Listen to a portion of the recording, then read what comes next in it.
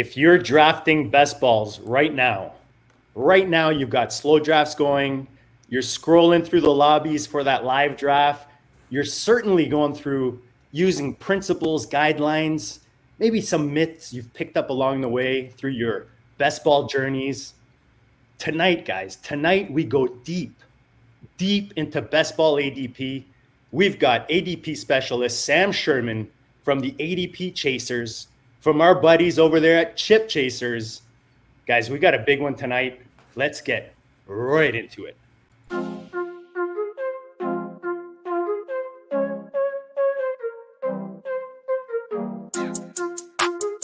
Go District. Bleed, I ball. Bleed, I ball. Bleed, I ball. Bleed, ball. And I bleed, I ball.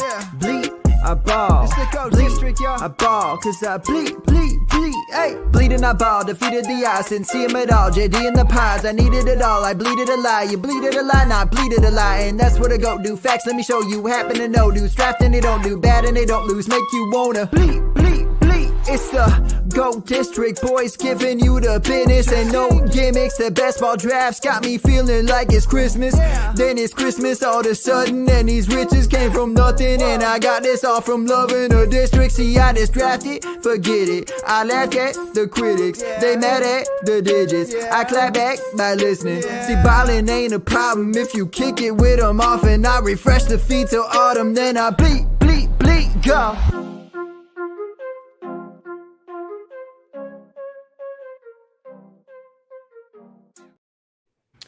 What is up, Fantasyland? We're back-to-back nights. Last night we had a monster show with the beast himself.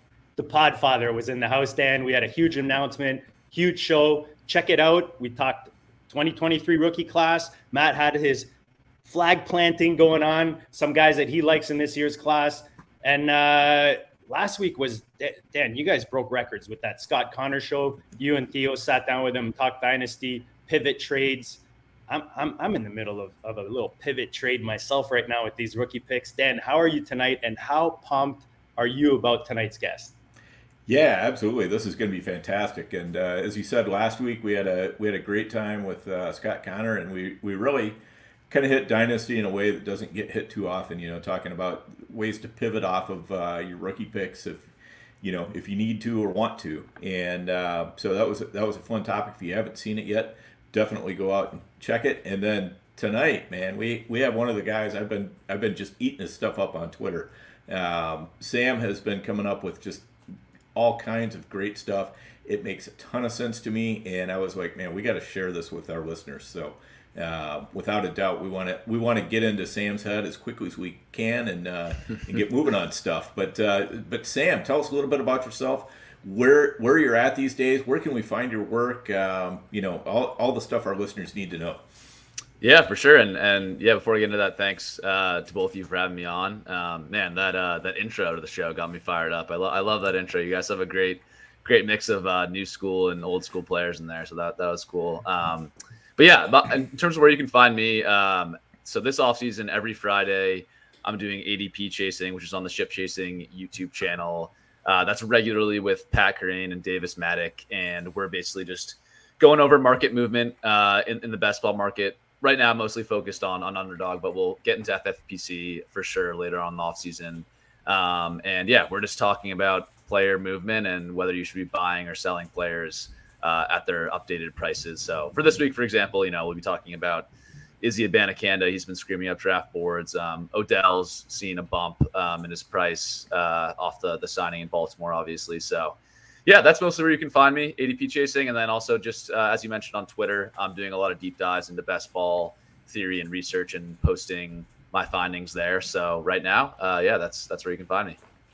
Awesome. We appreciate that. Yeah, we're going to get in there and just start unpacking all this stuff. And kind of the way I'd like to lead it off is you had a statement in one of your tweets, best ball tourneys are a weekly game. And I just love it. Can you tell us a little bit how you came to that? Why is it true? What are the implications of that statement? Why are you approaching it as a weekly game? Yeah, that's a great question. And I think sort of a fundamental question before we get further into the research is to establish why best ball is a weekly game and why thinking about that way matters. I think, one way to explain how it's a weekly game is just thinking about how these best ball tournament structures work. So to use underdog as an example, basically to win the tournament, right, you have to do four things. You have to win your regular season league to advance to the first round of the playoffs.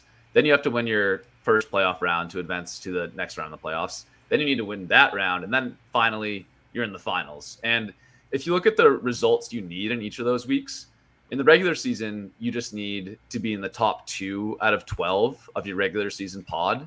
So if you do that division there, that's like a top 15th percentile score that you need to advance in the regular season. And then once you get to week 15, you need to come first out of 10 in that pod. So that's a top 10 percentile score. So it's getting harder, right? And then week 16, to win that, you have to be first out of 16. That's a top 5 percentile score.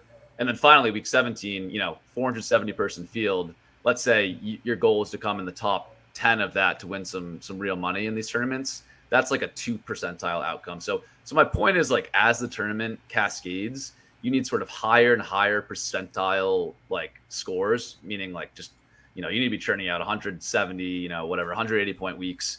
Obviously it depends on the week, but you need bigger and bigger scores in individual weeks in order to take down money in these tournaments and just to advance these tournaments. So that's how I like to think about best ball as a weekly game, is that obviously your regular season score is important. You need that to advance. But at the end of the day, it comes down to, are you building teams that have high weekly ceilings and can sort of repeat those weekly ceilings over and over and over again. So that's sort of the main argument there for why you should think about it as a weekly game. And I'd also recommend people check out Pete Overzet had a great video on, why week 17 is so important and does sort of more rigorous calculation there.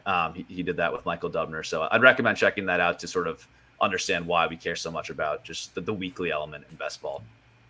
One of the myths, I mean, you talk about, right now you're kind of deep diving into underdog. We talk about the FFPC here, full PPR leagues, half PPR leagues. What are the main differences between when a player is approaching his roster build with these two different formats? Yeah, that's a great question. And frankly, the next phase of my research that I haven't fully got into yet is really diving into that question. Hey, what are exactly that analysis I did for half PPR? I kind of want to repeat it for full PPR and see what kind of different conclusions I come to. But at a high level, I think there's still a couple things that I'd point out about the difference. Number one, it's just kind of obvious, but wide receivers get a larger share of their points from receptions than do running backs. So, when you switch from full PPR to half PPR, it just allows running backs to catch up a lot. I think, one illustrative example, take Kenneth Walker and Amon-Ra St. Brown last year. In full PPR scoring, Amon-Ra is beating Kenneth Walker by more than 3 points per week on average throughout the whole season. Whereas in half PPR, they're more or less identical. I think Amon-Ra is only ahead of them by 0.7 points per week. So that's just kind of one example of those middle tier, not quite middle tier, but high second tier running backs and wide receivers just get pushed a lot closer together in half PPR. And I think that's true not just of their averages, but of their ceiling weeks, the 10 catch for 90 yards and a touchdown games for Amon-Ra. Sure, that's still a great week in half PPR, but it's way more powerful in full PPR. Whereas the 20 carries, 120 yards, 2 touchdowns on the ground, but no receptions from Kenneth Walker, that's actually really good in half PPR, whereas it might not be as powerful in full PPR. So that's what I point out. And then, I think it's interesting in comparing FFPC and underdog. The other point I want to make is that I think it's a little counterintuitive how these markets work, that you would think FFPC should be more wide receiver heavy because it's a PPR site, and you think underdog should be more running back heavy because it's a half PPR site. But usually when you look at the ADPs, at least the past couple of years, it's kind of been the opposite. I think just because of the type of people that draft in the sites and what their preferred strategies are. So I think it's kind of an interesting arbitrage opportunity if you're drafting on both. Maybe go more wide receiver heavy than you would normally in FFPC, go more running back heavy than you would normally in underdog. And you can kind of be right either way. I'm not saying you have to play it that way, but I think that's sort of an interesting arbitrage that you can do if you are playing across both formats in your portfolio. Yeah, I think that's an interesting point, especially with the FFPC. You know, part of the difference there is you get the double flex, and so you get people who are like, man, if I can find like 4 running backs to fill that flex, and if I can get 4 bell cow running backs to fill my 2 running back spots and my 2 flex spots, then I'm going to crush. Because we've seen in the big season long tournaments, the main events and the football guys and all that. Sometimes those winners are the ones who are able to just absolutely smash with those running backs in their flex. Of course, the thing is, in that's a managed league tournament rather than just best ball. So I don't think on that site people necessarily catch the difference in strategy between the best ball and the managed leagues as far as what they can do and how putting together the right kind of team works. So, what are some of the myths around the utility of wide receivers and running backs in the flex spots? Like one I know you've talked about is people think, oh well, it's going to be my 3rd running back and my 3rd wide receiver competing for that flex spot, but that's not really true, right? Yeah, exactly. Yeah, I think so. Yeah, one of the myths that I outlined in my thread. And I can link the thread to the show episode after the show. But you commonly hear that people say, "Hey, the flex is a 4th wide receiver position." And I think, Dan, what you're saying, they're using that same logic. Like, hey, if you look at the wide receiver 3s, they're doing better than the running back 3s, and if you look at the wide receiver 4s, they're scoring more than the running back 4s. So therefore, flex should just be a wide receiver position. But you have to be really careful when you make that type of analysis. Like, you just got to look at the starting roster spots, and due to the fact that you only need to start 2 running backs and 3 wide receivers on Underdog, you actually have the wide receiver 4s competing with the running back 3s for the flex. So, yeah, I think that, and it's not to say, and I'm not saying that running backs dominate the flex in Underdog. I think it's quite close to 50-50. I've looked at it a couple different ways, and it roughly shakes out as, like, in Underdog, I would consider the flex something like 45% wide receiver, 45% running back, and then the remainder 10% being tight end. That's kind of how I like to think about it. So, you add that to the starting requirements, and that means you need 3.5 wide receivers and you need 2.5 running backs. So you still do need more wide receivers than running backs on Underdog, and that explains, partially explains at least why, the wide receiver heavy strategies can still work. You need more of them. It's good to have a good volume of guys who can put up spike weeks.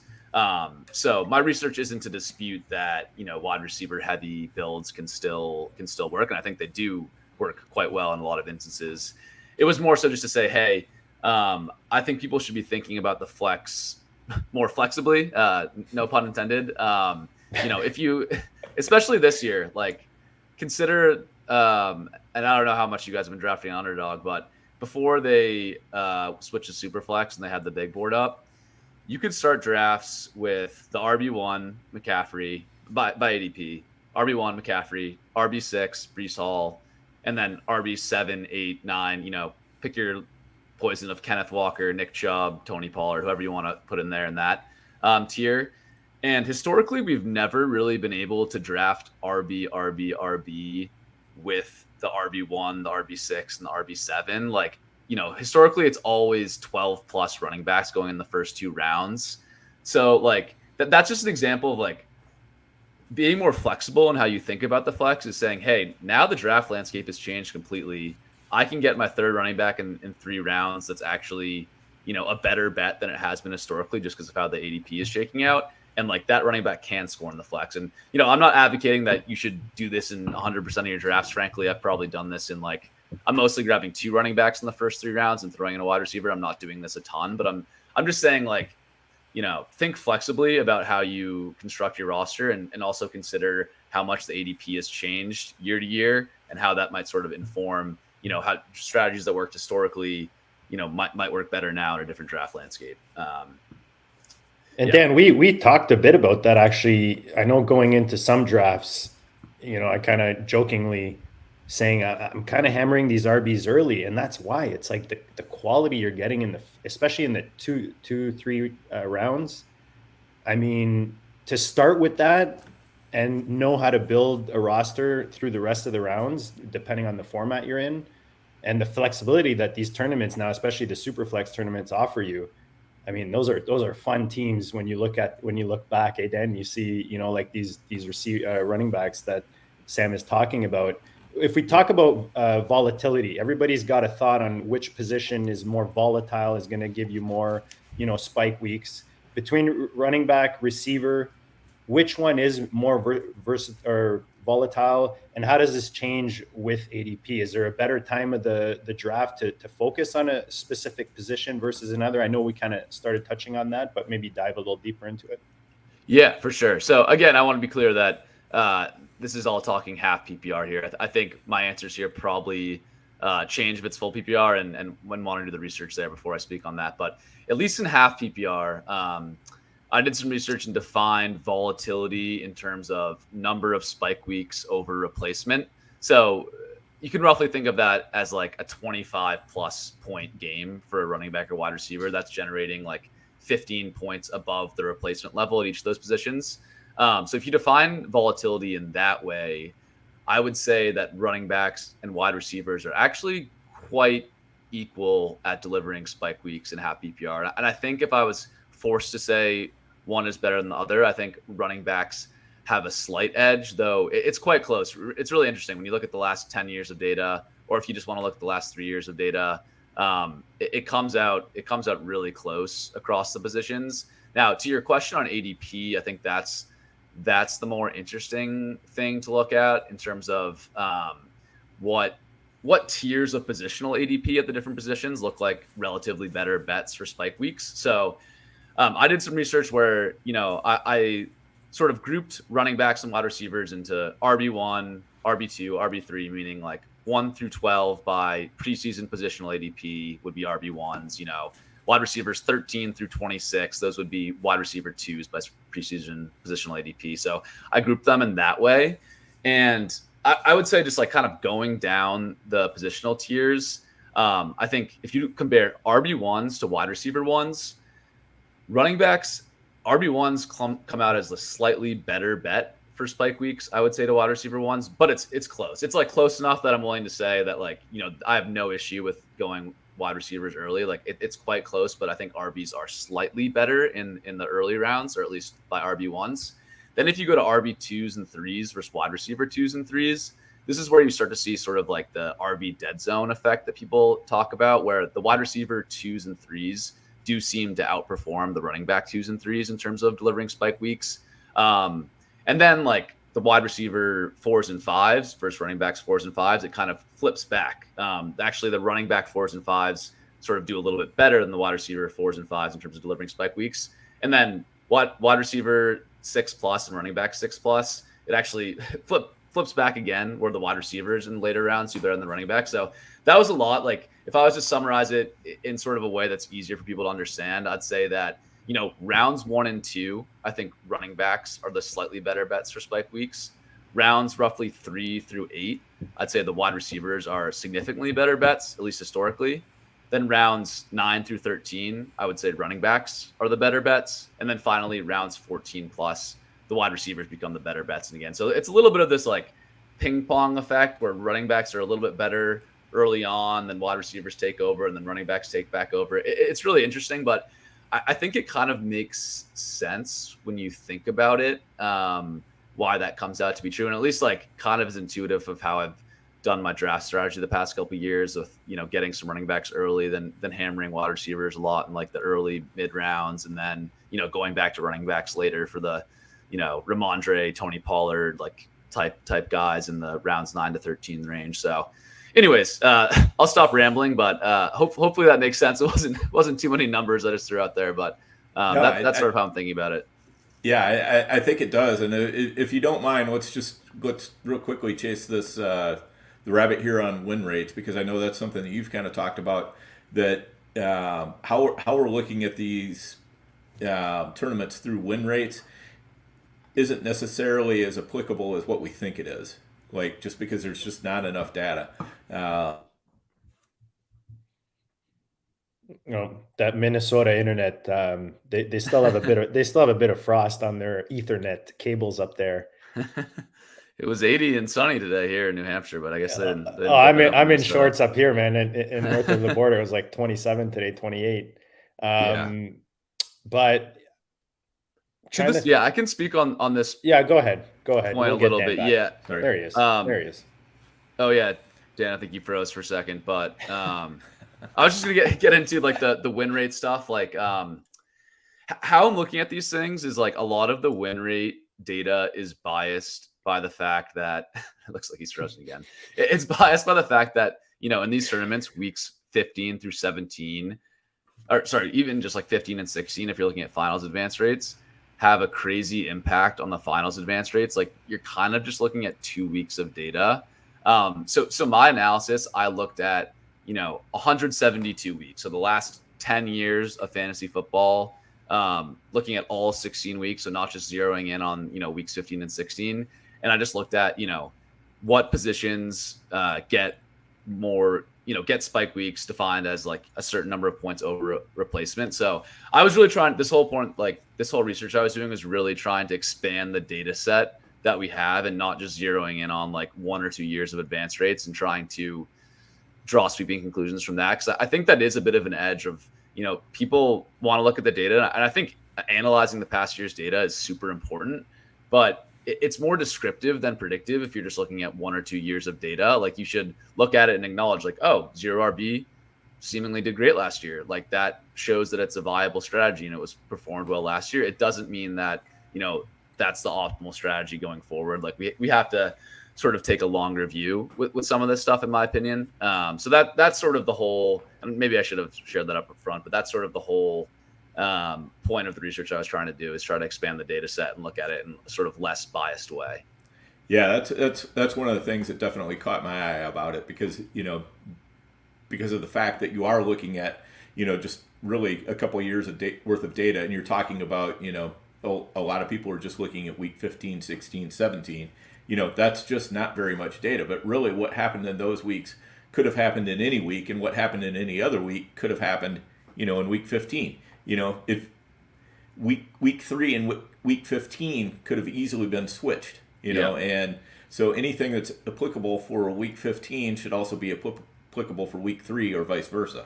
That's why I liked the way that you got around the lack of data, just by being able to kind of manufacture more and say, hey, it's just random chance that these performances happened in week 15 or 16 or whatever.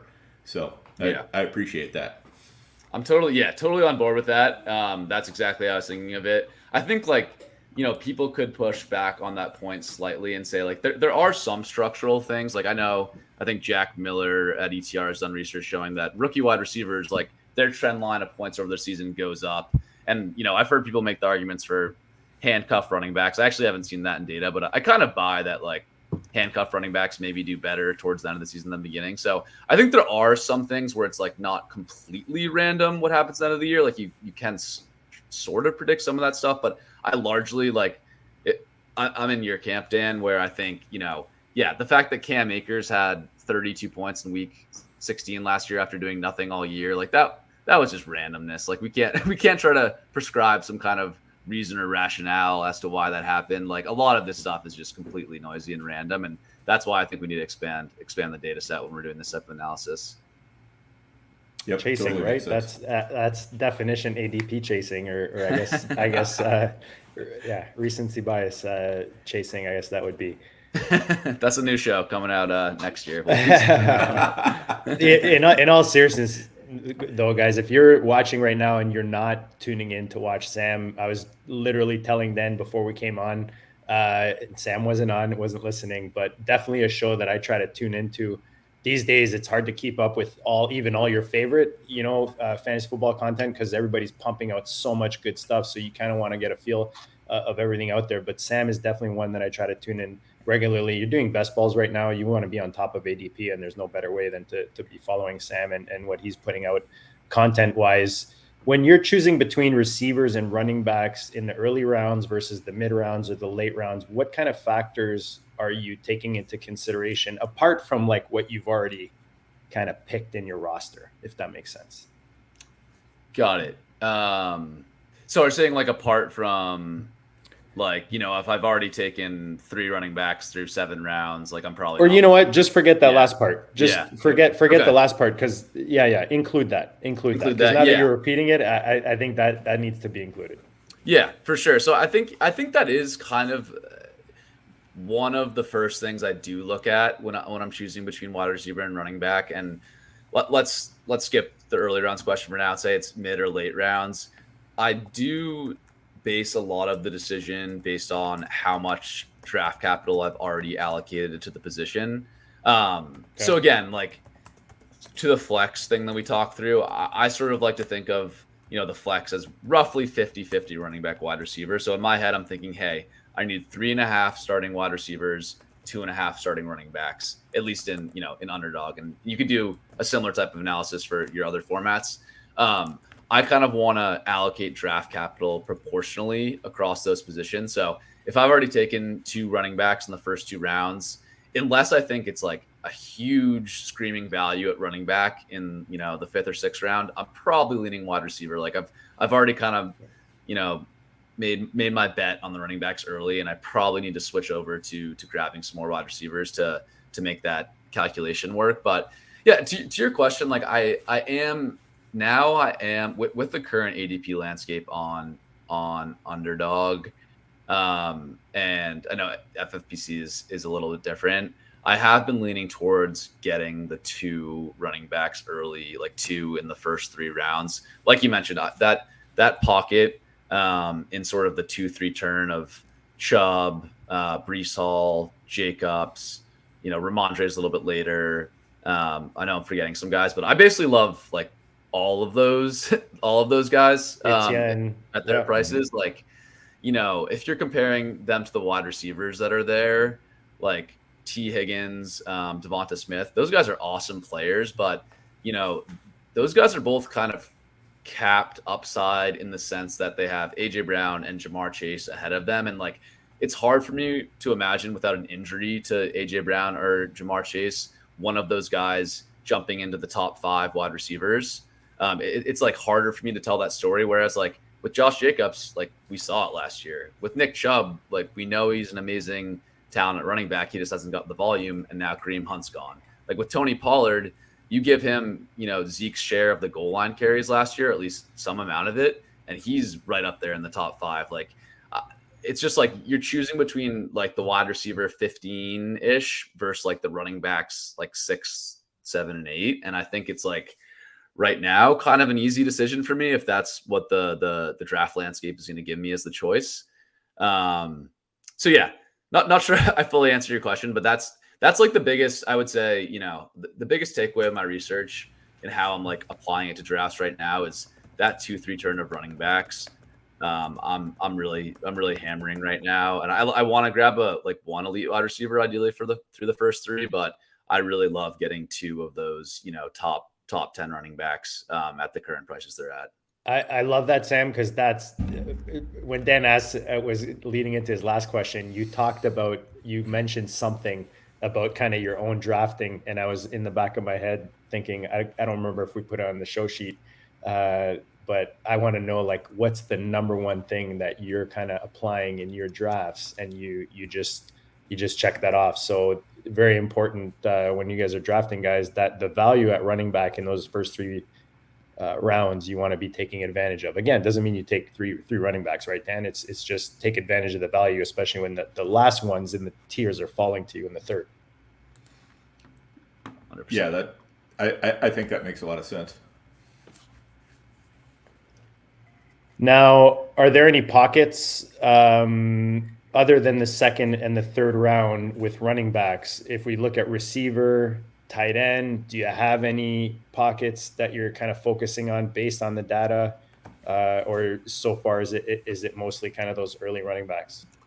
Yeah, I think the early running backs is like my biggest, I guess the take I feel most confident about, but I guess leading into the point that we just talked about, like, how I draft early really implies what I do for, really kind of tells me what I'm going to do in the mid rounds. If I take 2 running backs early, I'm often looking to, go more wide receiver heavy in rounds 3 through 8. So I do think this year at wide receiver, You have the elite guys. You have, I'd call that Jefferson, Chase, Hill, Cup, Diggs, AJ Brown, Devontae. I sort of make the cutoff at Devontae. And then you have like sort of the tier 2 guys of, I'd put in this group CD, Garrett Wilson, Amon-Ra, Jalen Waddle, Chris Olave. And then I think after that, and I think people would disagree with me of where I'm drawing this tier, but I think like starting at Devonta Smith and T. Higgins, who are going sort of in the fourth or, I guess third round of 1 QB leagues, through guys like Terry McLaurin, Tyler Lockett, Chris Godwin, even Marquise Brown that are going, more in the 7th. I actually think wide receiver in rounds sort of 3 through 7 is relatively flat, which is why I've been okay with taking, a running back in round 3 a lot of the time. Because I feel like, if I'm taking Chris Godwin, Tyler Lockett, Keenan Allen even is going pretty late, Drake London, I feel like pretty similar about those guys than I do about like the pricier guys in that tier, like T. Higgins and Devonta Smith. So I think at wide receiver right now, and I did see this in the data too, that like wide receiver 3s are generally pretty good bet, meaning, wide receiver 25 through 36 by ADP. Like there's still a lot of guys in there that I like. So I'm not too worried about, going with 2 running backs early, because I feel like I can make it up there at wide receiver. So yeah, on the wide receiver side, and then on running back, I have been taking a lot of the rookie guys late. I just feel like they're kind of lottery tickets at this point, but agreed. Mm-hmm. Especially when you complement those early 2 or 3 running backs that you take, you don't necessarily need like the who's Latavius or the old guys. Right. You're Foremans. You're basically grabbing the Charbonnets if they're falling, the Gibbs to kind of get that upside at the back end of your running back, and you have a perfect sandwich there between your top 3 producers and then guys that'll fill in later on in the year if you need injuries. So I love that data supports that. Yeah, and in addition to the rookies, like I'll throw out the other category of guys that I've been targeting a lot. And I was, it's changed a bit now because a lot of the running backs have signed, but the free agent running backs before they sign were almost universally great values. Like Rashad Penny was going way too late. Damian Harris was going way too late. And those guys probably hit like their nut landing spot. Like they lucked out in a sense, but I think no matter where they signed, they were going to go up in value. And, I've been applying to that still to the veterans out there now. Like Fournette is, I know Pat Grain's talked about this.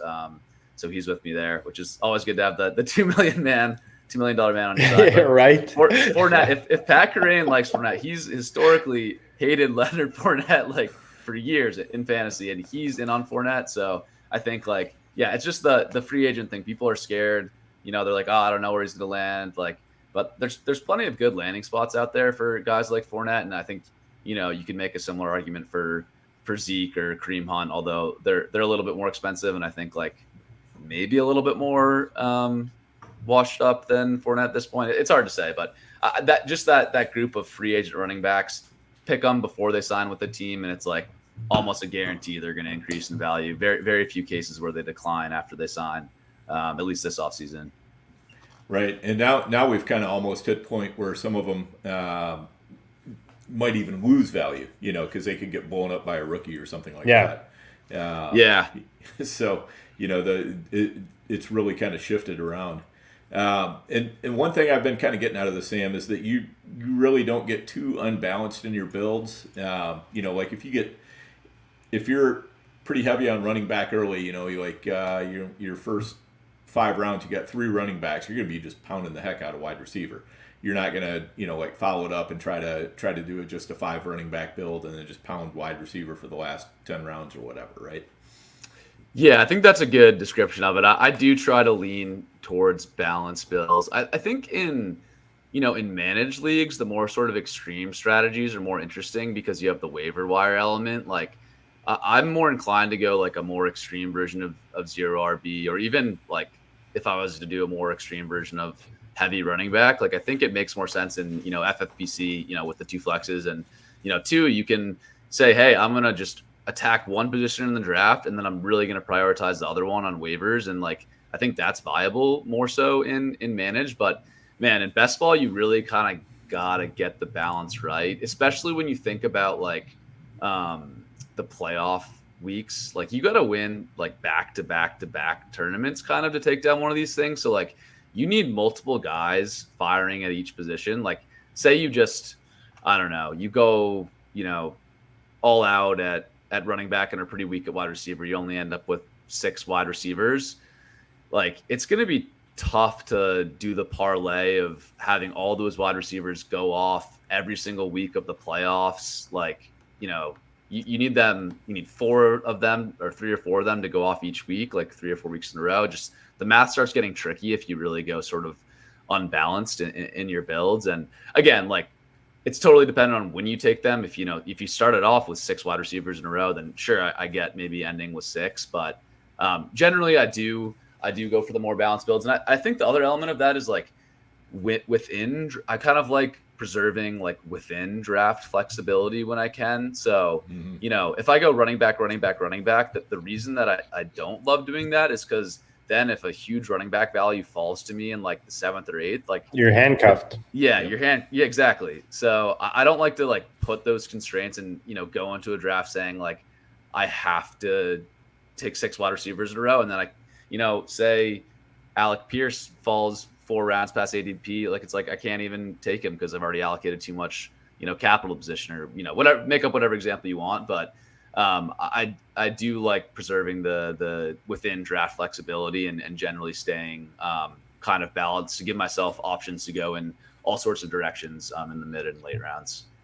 And that, I mean, Dan, we talk about it often, right? It's an art, right? The balancing of these rosters and it involves all of it, like the bye weeks, the positions, the scarcity, the, being top heavy at one position, deep at another, just the overall balance. It becomes an art building these rosters. Some guys are more, kind of feel drafters. Some guys are more data drafters, but at the end of the day, everybody's trying to find the perfect balance, especially when you're talking about these tournaments where specific weeks are more important than others. Winning every week is still important. So there's a lot to balance there, but that's the way you describe it Sam, is exactly in line with kind of how we approach. One thing that's interesting this year, and you talk about underdog. I know I do drafters up here because I'm still a little limited with my underdog drafting. I draft with Dan, but it's through his account that we do that drafting. But the QB1s, like those studs, like the Josh Allens, the Mahomes, we're seeing these guys go, and Dan, we called this months ago, right? Like second round, third round. I wouldn't be surprised by the time we get to August, you start seeing guys in the first round, depending on how stacked their weapons get, on their NFL teams. But how are you approaching the quarterback position in 1 QB leagues, and especially like those stud guys? Are you touching them or are you avoiding them? Yeah. I was generally so defining them as like the 3 guys that I think were going in the second round were Hurts, Mahomes, and Josh Allen. And then you had, Fields going in the late 3rd, I think, by the time the 1 quarterback stuff in underdog closed. So if we're just talking, zoning in on those 3, Hurts, Mahomes, and Allen, I was largely avoiding those guys. I was taking them if I took, Kelsey and Mahomes fell to me. I think I maybe have 1 or 2 of those. Same thing with Allen and Diggs. Like if it was stacked, I was okay with it because I think there are scenarios where the elite stack of Mahomes and Kelsey goes off and like you just kind of needed to have it. And, it's probably the most projectable, reliable stack that's going to, really differentiate you obviously with Kelsey in the TE position. So I'm not going to hate on, if you take those guys early stack, but generally I was avoiding them. I'd say like out of 60 teams, I think I just have 1 or 2 of each of Mahomes, Hurts, and Allen.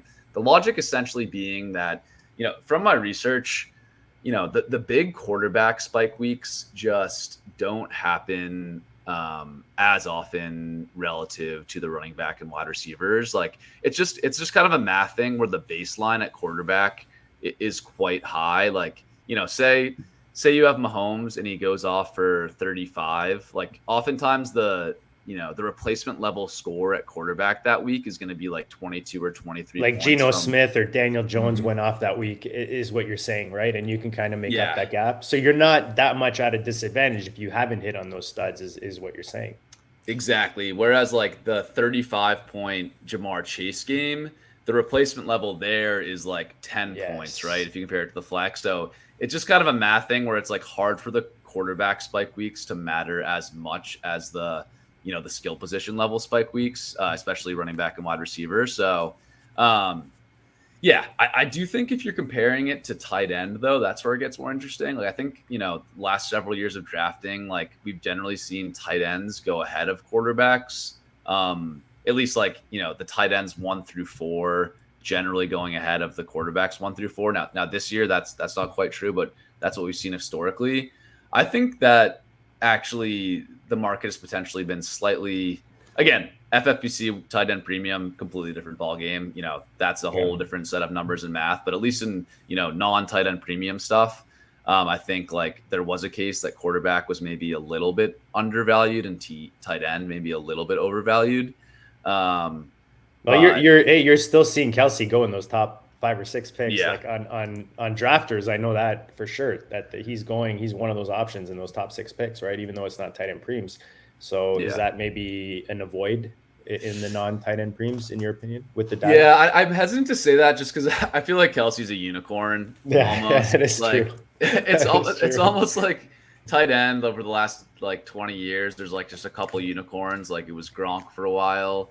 Now it's Kelsey. Maybe even farther back it was Antonio Gates. Like I think there's 1 or 2 guys in the position that are worth that high draft capital. And like Kelsey, if you look at the tight end position as a whole, it's not going to paint a rosy picture for like how often tight end spike weeks happen.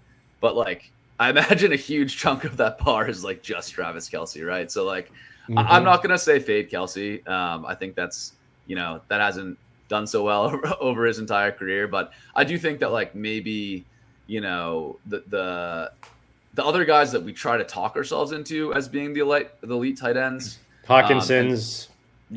Kittles. They tend to get pushed up a little too high. That in non-tight end premium, I think potentially yes, but man, again, it's tricky because the tight end, when the tight end spike week does go off, it does often provide like huge leverage, but like the numbers and math just show that like it doesn't happen as often at running back and wide receiver. So it's a thing that like I'm questioning because I think I did lean towards getting elite tight end in the past, and I'm a little more skeptical of it now.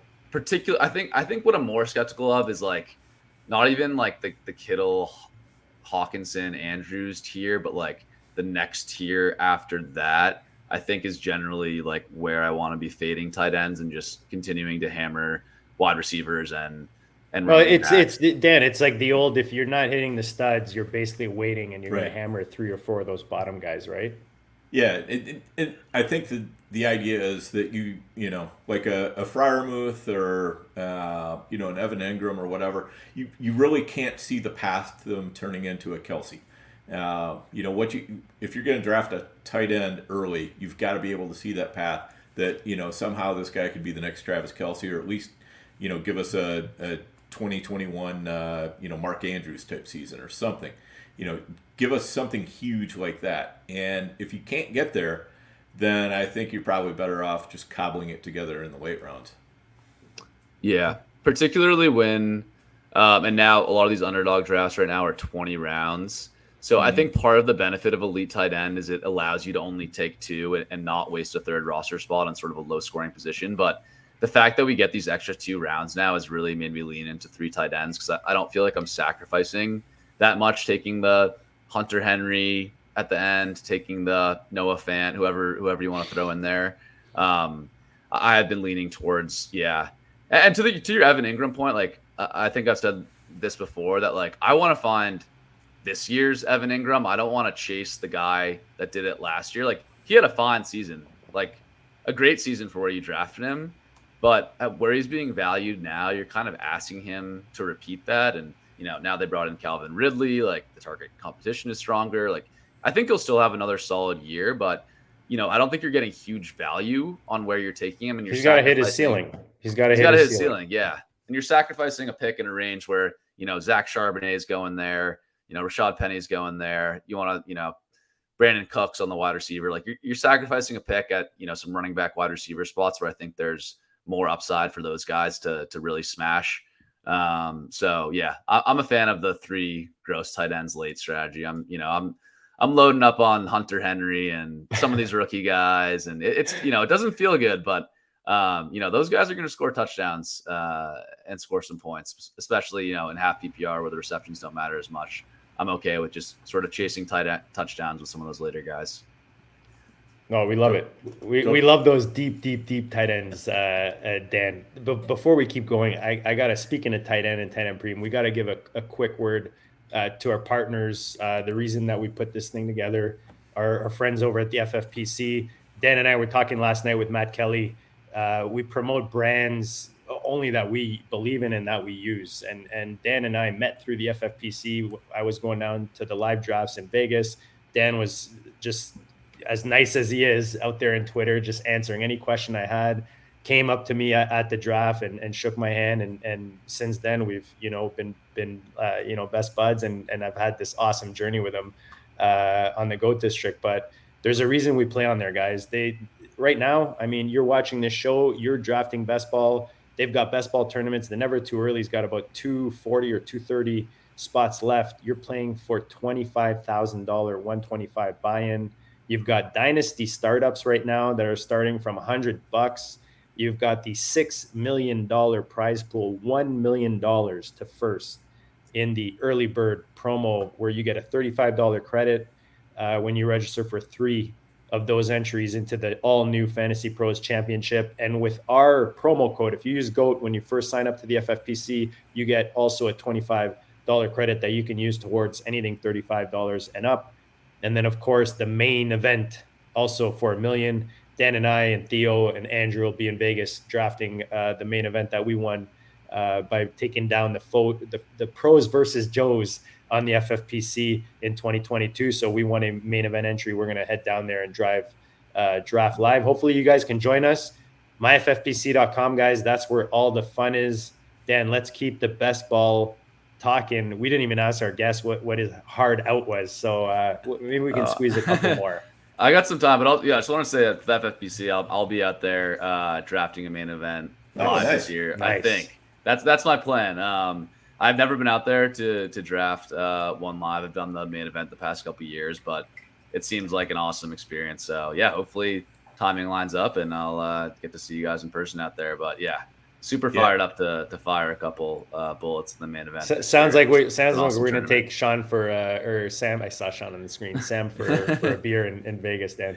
Yep, definitely. Yeah, sounds good to me. It's just so much fun out there. I mean, it's that I started going out there in like 2014, I think it was. And I didn't know anybody. I basically just sort of showed up, and I was like, who are all these people? And at this point, it's I have a hard time moving from table to table in the draft rooms or whatever, because I just know so many people, and it's it's kind of hard to get to the next draft. So everybody wants Dan's kind of a big deal. Dan's kind of a big deal. Just saying. No, I'm talking to the big deals, man. I'm not the big deal. I'm more the I want to make sure that I get inside the heads of all these guys out there. So.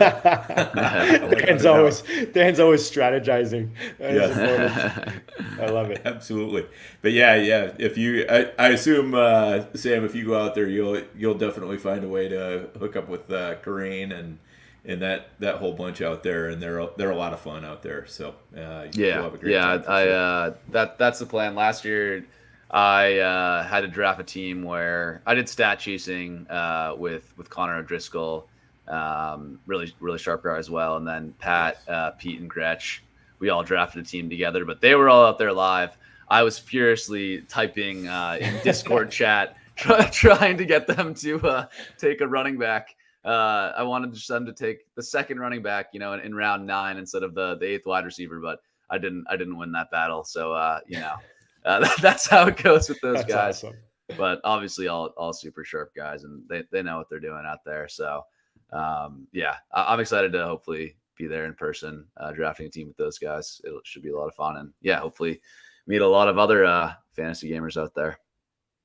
Dan's still in Frozen Land. I got a question that's not on the show sheet that I don't know if your data has anything on this, or if you personally have anything on this. A lot of guys, especially drafting these bigger tournaments, and I heard you guys or the guys on actually Karain and Pete were talking about this recently on Ship Chasing.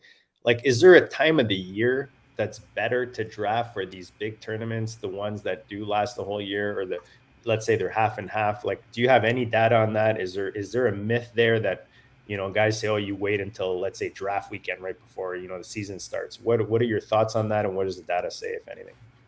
Yeah, no, that's a really good question. And I frankly haven't done my own research there, but I think, yeah, if you listen to Ship Chasing last night, was it last night or last week? I think it was last night. I know Mike Leone of Established a Run did some pretty cool work that I think he kind of described it as there's sort of, two things that kind of come into play when you're considering drafting early versus drafting late.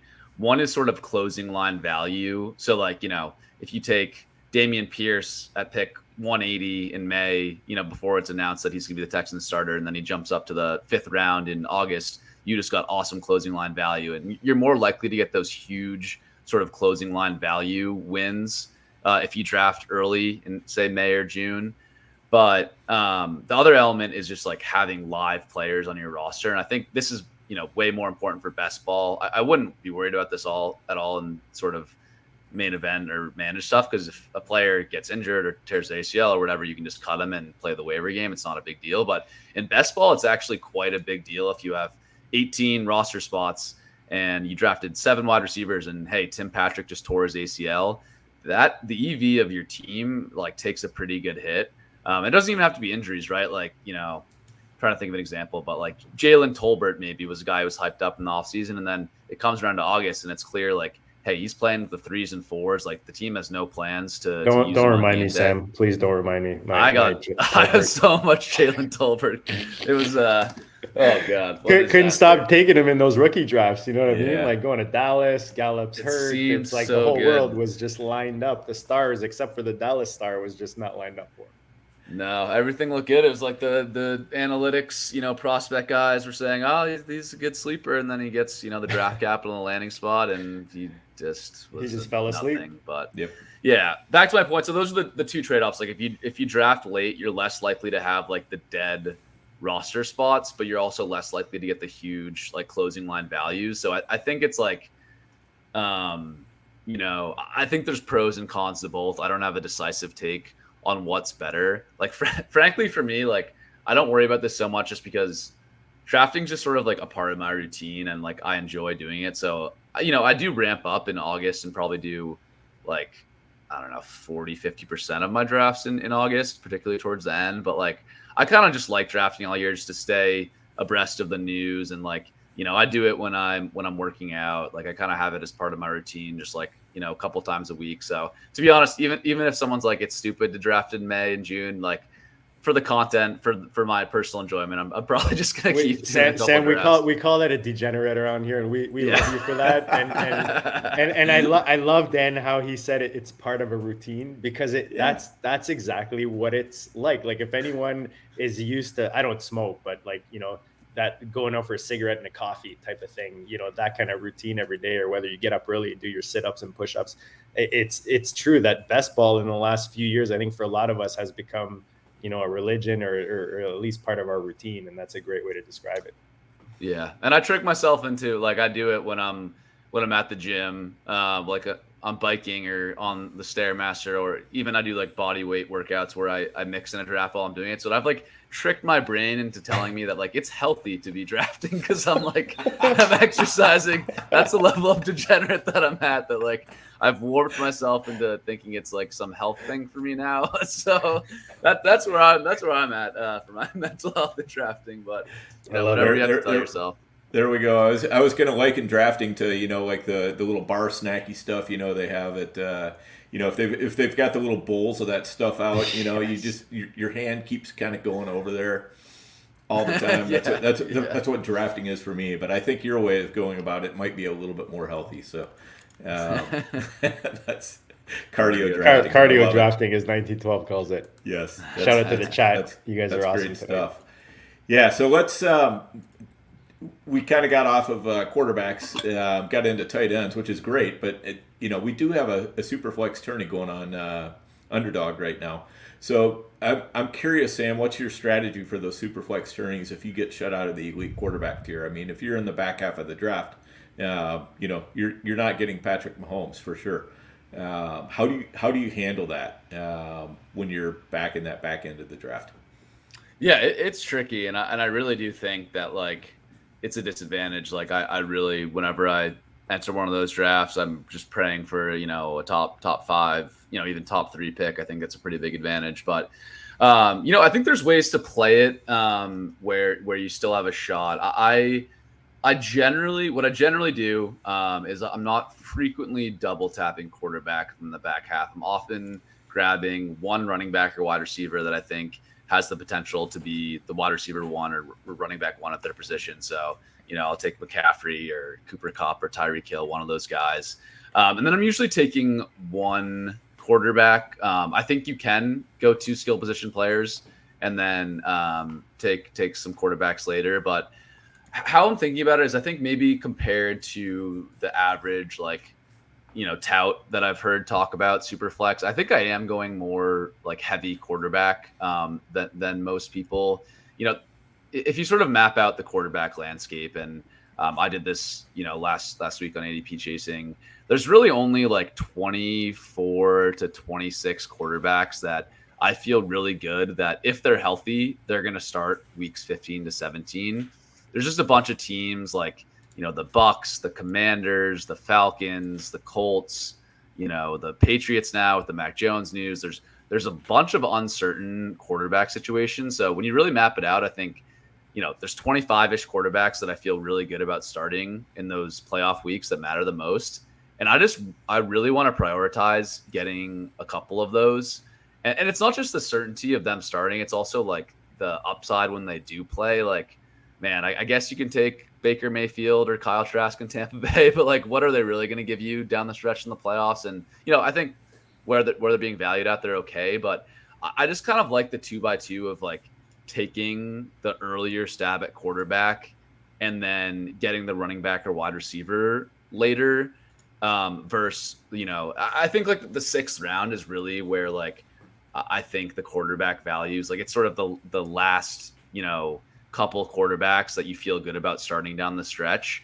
I'd much rather, take CJ Stroud and then, around pick 100, get Tyler Lockett, or sorry, pick 90, get Tyler Lockett, then do take Mike Williams instead of CJ Stroud and then take Brock Purdy there at quarterback. I just think that 2x2 of locking up the quarterback, still getting a good skill position player later versus yes, getting a better skill position player probably in Mike Williams, but then running the risk of just taking zeros at quarterback with someone like Purdy or, Desmond Ridder or Baker Mayfield. There's still good skill position players that go in those tiers.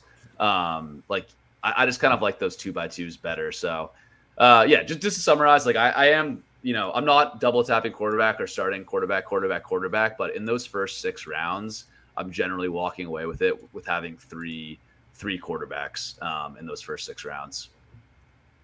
Okay. Makes sense. Yeah. And I've done some of that. I've done some also where I just say, screw it. I'm going to put together the best, running backs, wide receivers, maybe throw in the elite tight end if I can, and then just kind of go wholesale on the quarterbacks a little bit later, and take some of those guys that are who knows what these guys are going to be doing. In week 15, 16, 17, those guys might end up being, that team might end up being a total waste. But if you can hit on that, you're going to have a pretty unique build going into those last weeks if those quarterbacks that you got there happen to be firing. But I do like to get at least one guy that I can count on for sure, whether it's a Dak Prescott or whatever, but just somebody I can count on. And then with my quarterback 2, 3, 4, whatever I can get, as long as I'm getting a super good. I need to have a big advantage at running back and wide receiver to be able to do that. So that makes sense, yeah. And I think if you do get if you pick the right guys, like that is a really high upside build. So I get that.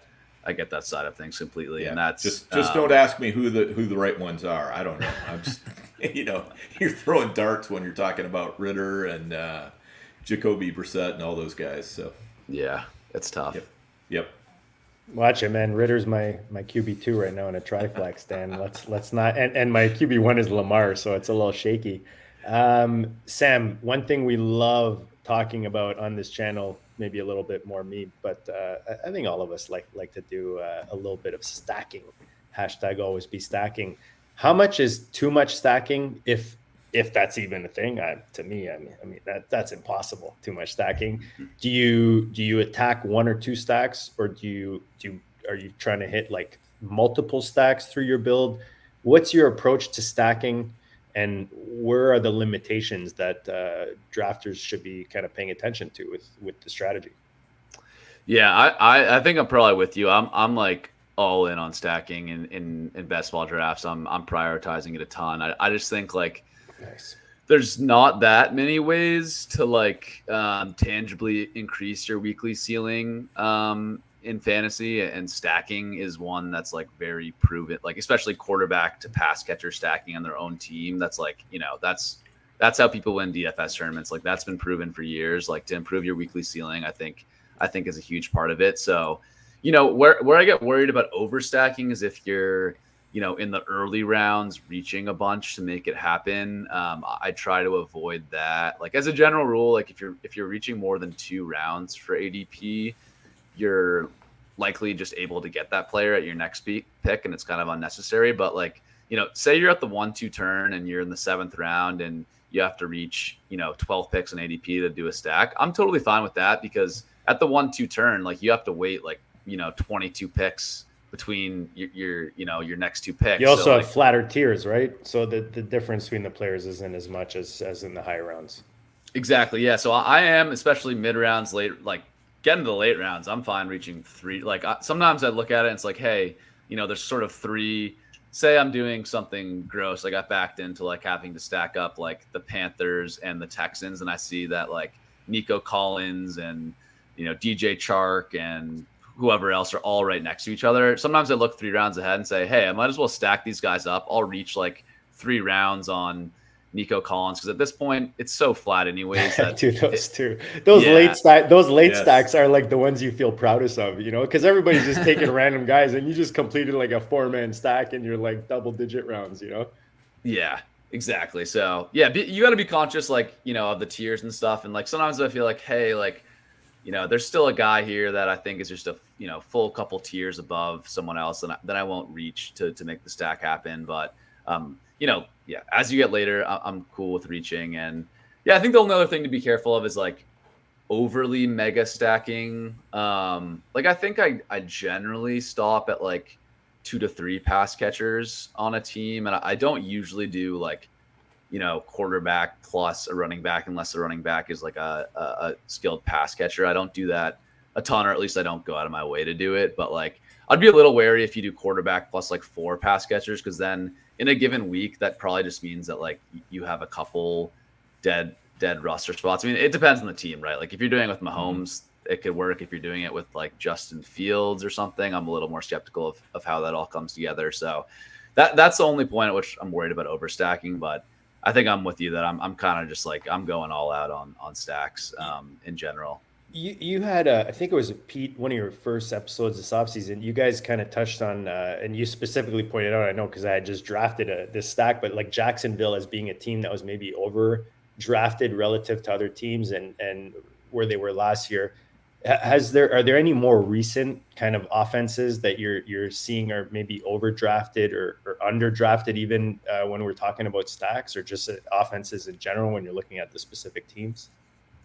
Yeah, that's a good question. I think Jacksonville is certainly the one that stands out, but at the same time, it's tough, right? Like Trevor Lawrence was like kind of considered almost a generational prospect at quarterback, and now you give him Calvin Ridley, Christian Kirk, Zay Jones, Evan Ingram, and plus ETN. Like, it's kind of a fun offense, and I don't think it's like completely impossible that Christian or Trevor Lawrence takes the next step and vaults himself into sort of like the Burrow tier, maybe even slightly better. Like, I don't think that's impossible, but the Jags do stand out just because all those pass catchers are valued pretty highly. The other ones that they're right now, there's not a ton that stand. The one that's kind of weird, I guess, that always stands out to me, and I don't know whether I don't know what to think about the 49ers. If you look at sort of just the average of the top 5 49ers by ADP, it's really high. I think it's like the 4th most expensive. And, that makes sense. It lines up with their Super Bowl odds. Like, futures markets are still saying they're going to be really good. But I'm just like, man, what are they doing at quarterback? Like, I'm skeptical of Trey Lance. You need the head. We talked about Voltron yesterday. Like, if you're building that stack and it's one of your stronger stack, especially if you're investing early in the Kittle, the Debos, the Ayuks, you want the head, man. You want the Voltron head. And who's your Voltron head? You're just taking a stab at 50-50, right, Dan? Yeah, I mean, I think, with San Francisco, what you're doing is you're counting on that, hey, you're going to have a bunch of teams in this tournament, and you're just going to make a bet one way. What I like about the San Francisco stacks is you can kind of wait, and if you get like Kittle at a discount, then maybe you can add Ayuk to it and then come back around, and then you just, you take your stand. Is it going to be Trey Lance or is it going to be, Brock Purdy? And you take that quarterback, which you're able to get in there late, and not have to spend a ton of capital on, and so you get that stack, and then you can move on and get a couple more stacks as well. But it's kind of a way to anytime I'm getting those skill players first and then getting the quarterback later, it's kind of a backdoor stack a little bit. So it works out. So I try to leave myself open for those possibilities where I can. I don't know how you feel about that, Sam. Yeah, no, I think that the San Francisco one is interesting because if you're skinny stacking it's kind of cheap, just given like Lance is actually pretty cheap now. Like with the, ever since that those series of press conferences where Shanahan and John Lynch were saying, hey, Purdy's the guy, Lance really got quite cheap. So if you're single stacking like Kittle plus Lance or, Ayuk plus Lance, that's actually like pretty affordable. I think my point on San Francisco is like, that's a team I'm skeptical of mega stacking because I think if the offense does fire on all cylinders, it's a lot of Trey Lance running and, a lot of McCaffrey. So I'm probably like being a little bit more careful. I guess it's a point in general with the rushing, the quarterbacks who I wouldn't really throw Hurts and Allen into this category because we've shown they can be really good passers too. But the quarterbacks that are really only proven as runners, I'm more skeptical of like stacking up a bunch of their pass catchers at expensive prices. But totally with you, like Lance plus Kittle or Lance plus Debo, like that's not overly prohibitive if you're sort of single stacking with those guys. And I think has a ton of weekly upside, if Lance does hit his ceiling because he's just not that expensive right now. Dan, a couple things. First of all, guys, let's just put let's just be honest here. The hairline didn't help his value. That's in the picture. That's for sure. It's almost the equivalent of the Leone Hobbit picture. Him with is it Herzig or one of the years anyways. But I do want to just quickly while we're on San Fran, because I owe this to Dan. I took off on vacation. He put together some pretty sweet videos on what you guys should be doing right now, how to approach the San Fran quarterback position. My commitment by the weekend, I'll have those things up for you guys on the channel. So stay tuned for that. Dan cut up some nice little pieces that I couldn't get out to you before I went down to Mexico. Dan, I'm looking. I think we've covered pretty much. I mean, we could go on forever. I don't want to keep Sam too long. We're at what are we at right now? $1.10. Do you have kind of a last question you want to throw at him before we maybe wrap this up? Yeah, just talk a little bit, Sam, about right now. One of the things I like about Underdog is that they're doing these tourneys and they're kind of they fill up pretty quickly. You know what I mean? So you're not you're not talking about a long time period where you're going, oh, if I missed out on, Rashad Penny or whatever when he was a free agent, I'm so far behind the field on that guy. So things are a little bit more compressed. And also, it's all happening here right now before the NFL draft. So, everybody in the tournament's sort of in the same boat as far as like what they know, now that free agency is for the most part wrapped up. But there's always a lot of uncertainty still out there. Rookies don't have teams yet. Veterans are going to get blown up by them. How do we make that uncertainty work in our favor when we're drafting these underdogs right now? Yeah, that's a great question. I think if you're trying, a lot of what we're thinking about ADP chasing is trying to get closing line value on players. So that's exactly the angle that I'm trying to take to it, is thinking through, I think the way I like to think through it is I look at a player and I say, what's baked into this price? Is it baked into the price that, the team is going to draft another running back and his price is going to plummet? Or is his price reflecting that he's supposed to be the starter and he, has the potential to really take a downturn if someone does get drafted there? So I guess a couple examples of that, you're thinking about hey, what is actually reflected in this guy's price? What is the market assuming? And then how might they be wrong about that?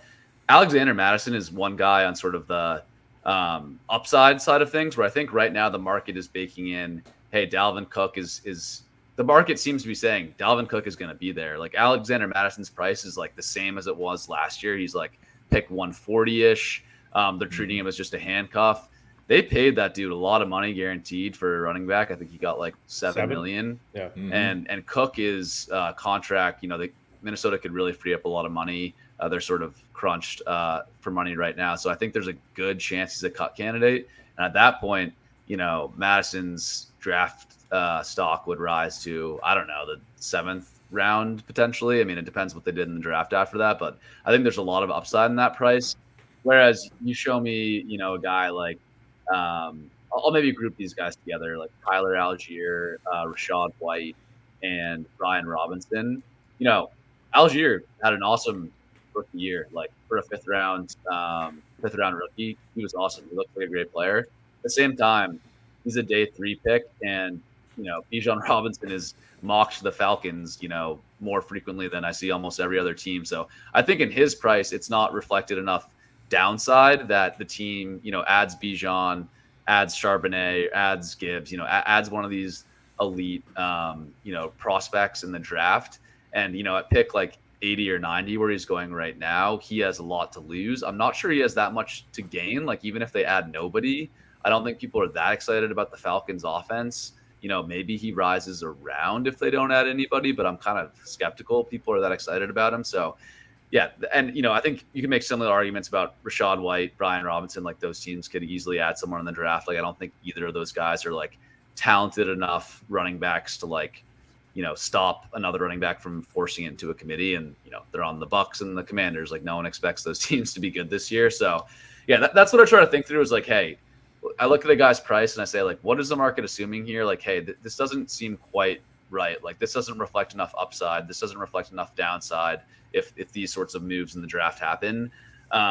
So yeah, hopefully that answered your question. But I think, yeah, just thinking very critically about what happens in this scenario to this player, if they draft a running back, how likely is that scenario? And then trying to map out the ADP possibilities from there, I think is a really helpful exercise in thinking through some of these running back picks. I love the Madison talk. Just you look at, you're saying same price. Last year is coming off of 4 significant weeks in fantasy where he gave you, top 13, even 3 of those 4 weeks were top 10.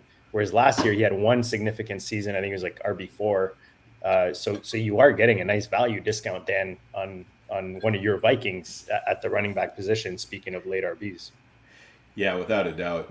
And as Sam said, the odds that Dalvin Cook and Madison are no longer on the same team, one way or another, I think are pretty high. Every time the general manager or coach are interviewed about, the Dalvin Cook situation or whatever, they're very, very evasive with their answers, which always tells you that, they're kind of given Dalvin's on our team right now. we never say never about anything. So there were some new quotes today, right? I think I saw something exactly. across. Yeah, and it was more of that sort of, well, Dalvin's here right now, but who knows what the situation will be after the draft. And so, I think you can take all that and read into it exactly what you were talking about, that Madison is probably not valued nearly high enough, because the odds are, they paid him as if he is going to be, like a featured running back. Obviously that's not what it used to be. Now he's making about an average of $3.5 million for each of 2 years, $7 million total contract. Used to be that if you were a feature back, you were going to get $7 million a year. Now even $3.5 million a year kind of says, hey, we plan to feature you. It's good money. I think it's third most this offseason behind just Montgomery and Sanders. Right. I could be wrong about that, but it's up there. I think it's top 5 in terms of guaranteed money. So yeah, totally agree. It's legit money for running backs nowadays. And to the Madison point again, like thinking through what the downside is too. Like even if Cook's back, like shouldn't Madison still be being drafted where he is now? Like I don't see the downside of the pick. Yeah, right. Like maybe he falls around, sure, I guess, but like man, he's been drafted in that range when we've known Cook's going to be there, and when we've been more confident in Cook's talent and Cook's health, in the past couple of years, and Madison still gets picked in that range. So now I'm just like, okay, even if Cook's back, like I'm not losing anything on this bet, but I have the potential to gain a ton. So yeah. And even just the fact that you have a new regime that came in last season that saw what Madison offered, to this offense, and were ready to re-sign him. They could have easily come in and said, this is not a guy we brought in. Let's get some new fresh blood in. They see the value in this offense. They see what he's able to offer when Cook is there or not there. And let's face it, Dalvin's, a year older. We've got the uncertainty of the offseason. So he can definitely be one of those kind of league winner guys that you get late and he's like your RB2, for the back end of the season or 3/4 of the season. So love that call, Sam. Love this whole discussion. I mean, Dan, I'm sure you'd agree we could go on forever, especially chopping it up best ball with a guy like you. I mean, it's just the wealth of information that was brought. Hopefully everybody had their pens out. We're writing this down, taking notes in their palms or Blackberries or whatever kids are using these days. But in all seriousness, guys, at Sherman_FFB, Sam Sherman, ADP Chasing, Ship Chasing. He's one of the GOATs over there. We appreciate his time tonight. Sam, please remind the people one more time what you have coming up. You gave us a bit of a taste in the DMs. I read a couple awesome articles before coming on today. Let the people know what you have coming in the near future and what else they can expect from Sam. For sure, yeah. As you mentioned, a couple articles I've been working on that I hope to get out soon. It's sort of related to the best ball myths thread that we've talked about, talking about positional volatility, some implications of when you should target running backs versus wide receivers in your drafts. So I'm working on that article, hope to get that out soon. And then, besides that, find me at ADP Chasing. We'll be recording tomorrow. I think we'll be going live at 1 p.m. with Pat and Davis. And should be some interesting discussion. I know we love getting to the rookie stuff this offseason. I think the Izzy Abanikanda hype has really taken off. So that'll be a big topic of discussion tomorrow. So, if you're interested in that or some other ADP movement, we'll probably be talking Odell Beckham too on the Ravens. We'll be getting to all that tomorrow. But, thanks a lot, guys, for having me on. This was a blast. Yeah, nice. Absolutely. And make sure you check out Sam on Twitter, because he's got really the framework of all this research that he's done is really sketched out very nicely in a couple Twitter threads that he's done. So make sure you go back, check those out. They're very much worth reading. You can see the hard data that he's working off of and how he came to the conclusions that he did. So that was super valuable for me. And, I really appreciated that because it kind of solidified my approach to how I was going to go with these underdog tourneys. And I had been kind of treating them a little bit too much like full PPR. And after reading your stuff, I was like, I need to change up my framework a little bit here. So appreciate that. Awesome. Yeah. Thanks. Appreciate that. And always happy to, you read the thread and have questions on Twitter. I'm always, happy to answer questions about the research and stuff. But yeah, appreciate that a lot, Dan, and glad it was useful, and hopefully it can be useful to other people. And I'll be continuing to post more research there throughout the off season. So it won't be the final word on the running back versus wide receiver battles. I'm sure there'll be more coming up. You have that like water, right? And that's one thing I like about your data. You're taking it as it comes. You're not making pre-assumptions, and you're offering some very valuable data. So we appreciate your time tonight, Dan. We've got a couple things coming out in the next couple of days. We're gonna bust out another the Owners Lounge, where Dan and I are looking at our own dynasty teams that we own on the FFPC, some high stakes leagues. And we're actually going to do our own little underdog draft possibly tomorrow. So tune in for that. We appreciate you guys tuning in today. Everybody have a great night, and we'll check you all later.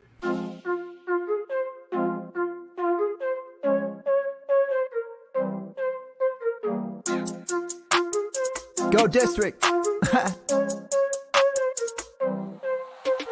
Bleed, I ball. Bleed, I ball. Bleed, I ball. Bleed, ball. And I bleed, I ball. Bleed, I ball. Bleed, I ball. Cause I bleed. Hey, bleeding, I ball. Defeated the odds. Didn't see him at all. JD in the pods. I needed it all. I bleeded a lie. You bleeded a lie. Not bleeded a lie. And that's what I go do. Facts, let me show you. Happen to know dudes. Drafting, they don't do bad and they don't lose. Make you wanna bleed. It's the Go District boys giving you the business and no gimmicks. The best ball drafts got me feeling like it's Christmas.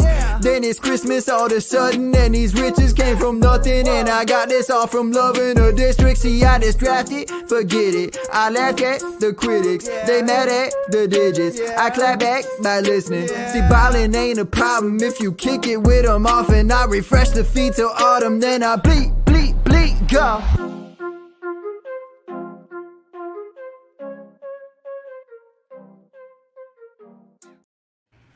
How did we not talk CJ Stroud, Adam Thielen stacks? I know. I was trying to distance my personal brand from that as much as possible. Yeah, I thought about segueing into that as we were talking about those late stacks. I was like, I don't know. If Sam doesn't want to bring it up. Man, I got rugged on it with now Stroud's the favorite to be taken number 1 overall. So I just have all these Adam Thielen shares for no reason. So, oh man, what a disaster. Dan will buy him off you. Dan will buy him off you for a fourth. Right there. Yeah, no,